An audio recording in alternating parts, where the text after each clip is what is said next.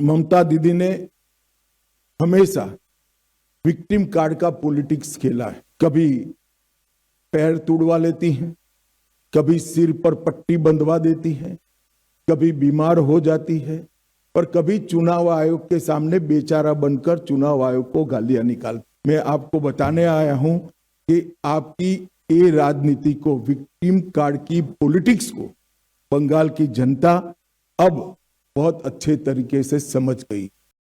मोदी जी के नेतृत्व में जो विकास के देश के अंदर एक बहुत स्पीड के साथ रफ्तार चली है, बंगाल इसके साथ जुड़ना चाहता है। मैं 2014 से लेकर आज तक देश में जो परिवर्तन आया है इसके तरफ भी आपको बताना चाहता हूं।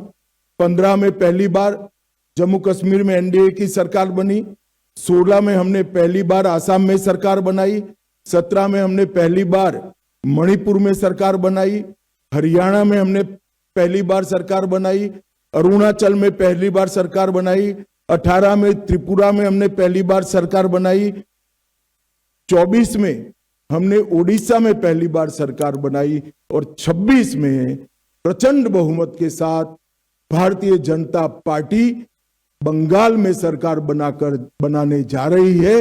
ये मैं बहुत स्पष्ट रूप से देख रहा हूं।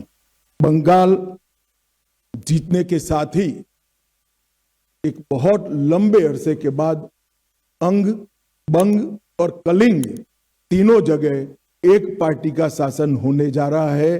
बिहार में भी एनडीए का शासन है, उड़ीसा में भी भाजपा सरकार है और अब बंगाल में भी भाजपा सरकार आएगी। तो एक प्रकार से पूर्ण बहुमत की सरकार बंगाल के विकास की गारंटी है।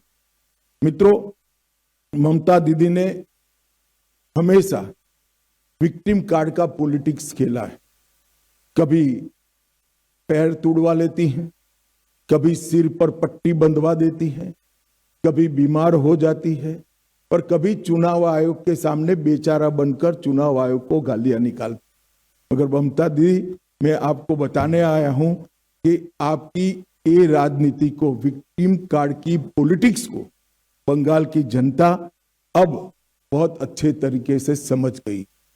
चुनाव आयोग जैसी संवैधानिक संस्था पर गाली गलौज करना ये बंगाल की संस्कृति को शोभा नहीं देता।